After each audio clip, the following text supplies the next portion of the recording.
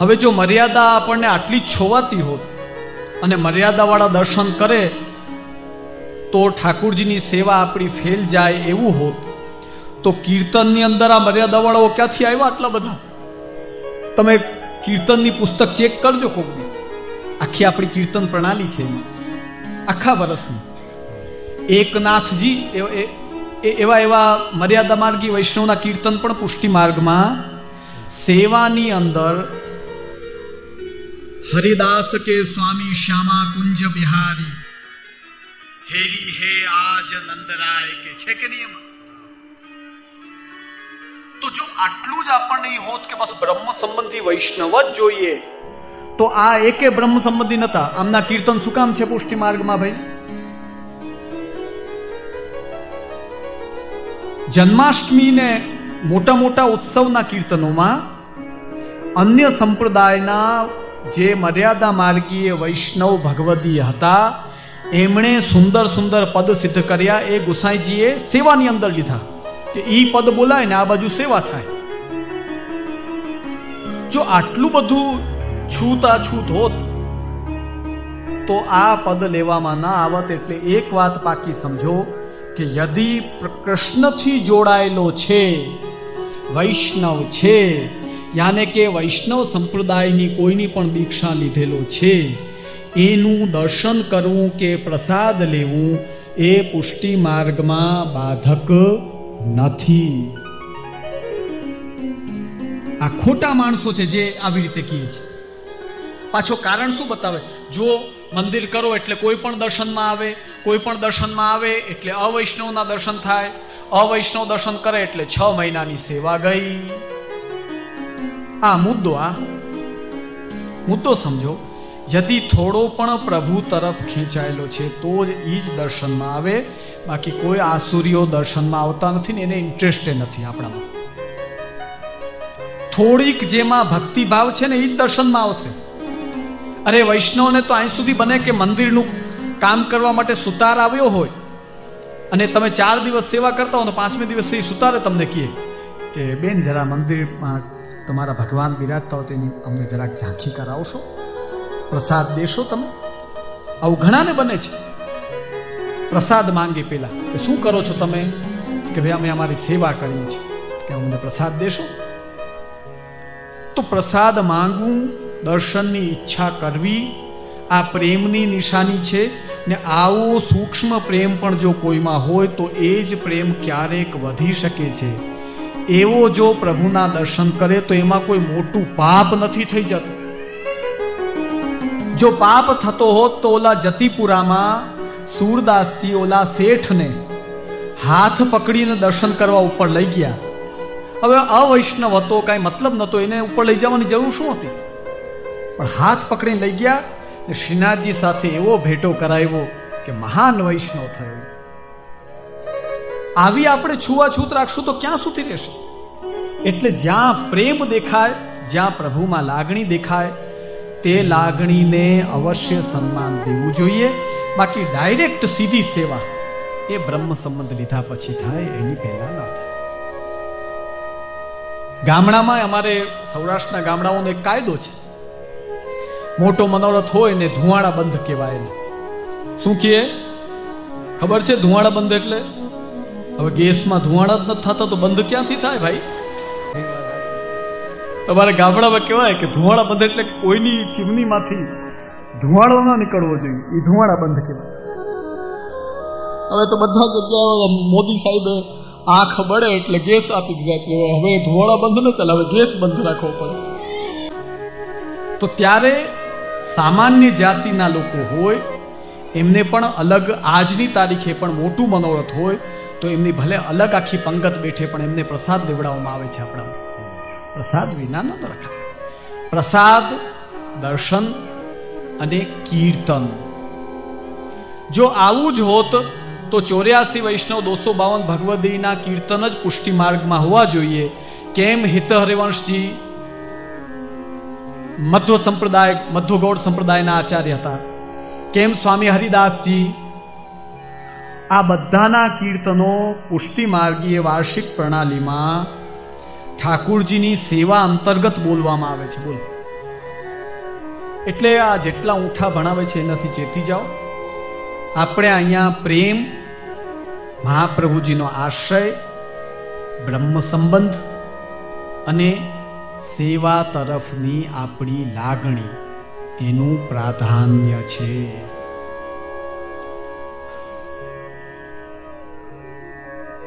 और मंदिर के दर्शन की आसक्ति जो मोको है सो तासो तुम घर बैठे हूं मोको कृपा करी के दर्शन देत हो. હવે ધ્યાન દેજો વૈષ્ણવ, કુંભનદાસજી જેવા ભગવતીએ કહે છે કે મંદિરમાં મને દર્શનની આસક્તિ છે ને, એ આસક્તિના કારણે તમે મારા ઘરે પધારો છો. આજે ઊંઠા શું ભણાવવામાં આવે છે? મંદિરે નહીં જવાનું, કોઈને મળવાનું નહીં, મનોરથમાં નહીં જવાનું, પ્રસાદ નહીં લેવાનું, શ્રીનાથજીનો પ્રસાદ નહીં લેવાનું. હવે તમે ઘરમાં એક ખૂણામાં જ બેઠા રહેશો, કાંઈ શીખશો નહીં, કોઈ 4 જણાને મળશો નહીં, આગળ કેમ વધશો તમે? એકાંતવાસની શ્રી મહાપ્રભુજીએ મના કરેલી છે. ખોટો એકાંતવાસ નહીં, જેટલું જરૂર હોય એટલું કરો, બાકી ખોટે ખોટા એકાંતવાસ કરવાની જરૂર નથી. ભક્તિવર્ધિનીમાં જોઈ લ્યો, ભક્તિવર્ધિનીમાં શ્રી મહાપ્રભુ સ્પષ્ટ આજ્ઞા કરે છે કે પુષ્ટિ માર્ગી વૈષ્ણવે એકાંતવાસની ઉલટાના બધાની વચ્ચે રહ્યો, પોતાની ગલતીઓ સુધારો, સારા સત્સંગીઓ અને સારા વૈષ્ણવ સાથે બેસો, ગલતી સુધારતા સુધારતા સેવા કરતા કરતા પુષ્ટિ માર્ગમાં આગળ વધો. આ શિક્ષા છે. ત્યાં તમે નહીં, શ્રીનાથજી તો નહીં, શ્રીનાથજીનો પ્રસાદ કે નહીં, શ્રીનાથજીમાં દર્શન કરવા જવાનું કે નહીં, આ રીતની શિક્ષા. કેમ કે દેવાલય છે, દેવાલય પુષ્ટિ માર્ગમાં હોય નહીં, આવું એને બિરુદ આપે. તો વૈષ્ણવજનો સ્થિતિ એવી છે.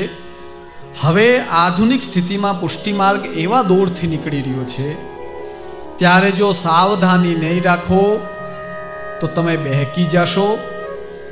આપણે તો એક સૂત્રી કાર્યક્રમ કરો, બ્રહ્મ સંબંધ ગ્રહણ કરો, પાસે હવેલી હોય તો આનંદથી હવેલીમાં દર્શન કરો, ત્યાં મનોરથો કરાવો, ત્યાંથી શિક્ષા પ્રાપ્ત કરીને ઘરે સેવા કરો, સત્સંગ કરો, વ્યસન કોઈ ન રાખો, સારી સંગતિ કરો, સારું શીખવાડવા વાળા સાથે બેસો, ભગવદ નામમય જીવન વ્યતીત કરો અને સારા વેથી, સારા રસ્તાથી પૈસો કમાવો.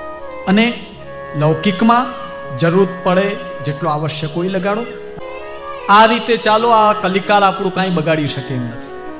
બાકી સત્સંગો આવા વેબિનાર ને સેમિનાર ને આવા બધામાં જોઈન્ટ થઈને શિક્ષા શું કે શ્રીનાથજી નહીં જવાનું, પ્રસાદ નહીં લેવાનું, આવી શિક્ષા ને આવા ઊંઠા ભણાવે એવા સત્સંગમાં તમારે જોડાવાનું થતું નથી. દેતો મારી મંદિરમાં સેવાની આસક્તિ છે ને, મંદિરની આસક્તિને કેટલી મોટી બતાવી કે મંદિર સેવાની તમને આસક્તિ હોય તો ઠાકુરજી સામે ચાલીને તમારા ઘરે સેવા કરાવવા બિરાજે. ન હોય એને અલગ વસ્તુ છે. જેમ હવે તમારા અહીંયા ભીવંડીમાં છે જ નહીં, કરો શું? એટલે આનંદપૂર્વક મંદિરમાં જાઓ. ફૂલઘર, શાકઘર, ભંડાર, સોહંદીની સેવા, દૂધઘરમાં અંદર પ્રાપ્ત થાય તો દૂધઘરની સેવા, જે મળે એ અધિકારથી નહીં, દીનતાથી કરો. સાજઘરની સેવા મળે, સાજઘર ખાસ સંભાળવો. સાજઘરનો વિભાગ છે ને ઠાકુરજીને બહુ પ્રિય. સુંદર સાજ, સુંદર વસ્ત્ર. તમને એક બહુ રસપ્રદ કિસ્સો બતાવું. હું 2016માં અમે કેનિયા નાયરોબી ગયા અને પૂજ્ય શ્રી દ્વારકેશલાલજી કડી એમની હવેલી ત્યાં સ્થાપિત કરેલી છે. રથયાત્રાનો દિવસ હતો અને અમે ત્યાં હવેલીમાં સ્નાન કરી ઠાકોરજીના શૃંગાર અને પછી જપાઠ કરતા હતા. ત્યાં સાજઘર કોના ઉપર ખબર છે? ઓલા શ્યામ વર્ણા હોય ને, વેસ્ટ ઇન્ડિઝ અને હા કાળિયા, બિચારાને કાળિયા ન કહીએ, દયા આવી જાય. એને જન્મજાત જ વર્ણ મળ્યો તો આપણે શું કરીએ? હવે વિચાર કરો કે એ વ્યક્તિ બધું ખરાબ વસ્તુ છોડી, અભક્ષ્ય ભક્ષણ આદિ બધું છોડી સાત્વિક ભોજન અને દ્વારકેશલાલજી એને નામ પમાયું. હું તો જપાઠમાં સામે બેઠો તો સામે તૈયારી કરતો હતો રથયાત્રાની. અમને જોઈને આશ્ચર્ય થઈ ગયું કે આપણા વૈષ્ણવ તૈયારી કરે ને એના કરતા સુંદર, એમ એવી સુંદર તૈયારી. અને અમુક વ્યવસ્થા નથી તો બારે જઈને દોડાદોડી કરીને નહીં ચાલે ઠાકોરજીને. થોડી થોડી હિન્દી એ બોલે કે નહીં ચાલે ઠાકોરજીને આ વસ્તુ, લાવો હમણાં ને હમણાં હાજર કરો. અને મારે જોતા જોતા મને એટલો આશ્ચર્ય થયો. મેં કહ્યું કે ચાલ હું તને સાથે લઈ જાઉં જામનગર, હું તને રાખીશ સાથે. ચાલ, આટલી સુંદર તૈયારી ઠાકોરજીની સુખાકારી તું ધ્યાન રાખે. તો વિચાર કરો કે મૂળ ભારતીય સનાતન સંસ્કૃતિમાં પણ નહીં, એના ઉપર ઠાકોરજીની એવી કૃપા કે આપણે ન કરી શકીએ, આપણા વૈષ્ણવ કરી શકીએ એવી સુંદર સજાવટ કરે. બોલો, આ વૈશિષ્ટ્ય છે. એટલે મંદિરમાં બધાએ જવાનું, સેવા દર્શન આદિ કરવાના. એનો પ્રતાપ થશે, ગુરુ કૃપા થશે તો તમારા ઘરે ઠાકોરજી પધારશે. બાકી કોઈ પોતાના જોરે એમ કહેતો હોય, તાનાશાહી કરતો હોય કે મારા અધિકાર અને મારા કહેવાથી ઠાકોરજી પધારે, પાકું માનજો. પુષ્ટિ પ્રભુ મહાપ્રભુજી, ગુરુદેવ અને શ્રેષ્ઠ વૈષ્ણવનો જ્યારે સંગ થાય ત્યારે તમારા ઘરે પધારીને કૃપા કરીને સેવા ગ્રહણ કરે છે. વિચાર કરો, ખુદ ઠાકોરજી બિરાજે છે ત્યાં, ખેલી જ રહ્યા છે. તોય કુંભનદાસજી કહે છે કે આપ તો કૃપા કરીને ખેલો છો પણ ત્યાં ગયા વિના ચાલે નહીં. હવે જોજો શ્રીનાથજી શું જવાબ દે છે. જો મારે કહેવું ન જોઈએ પણ આ લોકો બધા છે ને જે આ મંદિરના વિરોધી, એ શું કરે ખબર છે? આ જેટલી વાર્તાઓ છે એ બધી ખોટી, એમને ગમે નહીં, બધી સાચી. એટલે મીઠું મીઠું ખાઈ જવાનું, ખાટું ખાટું મૂકી દેવાનું. આ નીતિથી ચાલે. અમે તો બે વાર્તાજીને માનીએ છીએ, બે ને. આ તો જે જેટલું ગમે ગમે એટલું રાખો, બાકીનું મૂકી દો. શું કામ ભાઈ? આ વાર્તાજી કે એ વાર્તાજી બરાબર નથી ને પોતાને અમુક વાત સપોર્ટ કરે કે એ વાર્તાજી બરાબર. આવું સ્વાર્થ, પોતાને ગમતું ખાઈ જવાનું, બાકી મૂકી દેવાનું. વાહ ભાઈ, બલિહારી તમારી. એટલે આ અલૌકિક ભાવ છે. મંદિરે પણ જાઓ, સેવા કરો, અને દોડી દોડીને મંદિરે જાઓ, ઘરે પણ સેવા કરો. ઘરમાંય પ્રભુને સેવો અને મંદિરે પણ જાઓ. આ ઉભય પ્રકારથી વૈષ્ણવ વ્યવહાર કરે એને શ્રી ગોવર્ધનનાથજી શું કહે છે ખબર છે? મહા અલૌકિક ભાવ. શ્રી ગોવર્ધનનાથજી હસી કે કહે, જો કુંભનદાસ તેરો ભાવ મહા અલૌકિક હૈ. તારો આવો ભાવ છે ને એટલે હું એક ક્ષણ તને છોડી શકતો નથી. તા પાછે શ્રીનાથજી और कुंभनदासजी परासोली सो संग चले, सो गोविंद कुंड ऊपर आए, तब शंखनाद भये. तब श्री गोवर्धननाथ जी मंदिर में आए और कुंभनदास जी आनी ओर ताई संग आए. सो तहाँ ते पर्वत ऊपर आप चढ़ी, मंदिर में श्री गोवर्धननाथ जी के दर्शन किए. सो कुंभनदास जी ऐसे भगवदीय हते.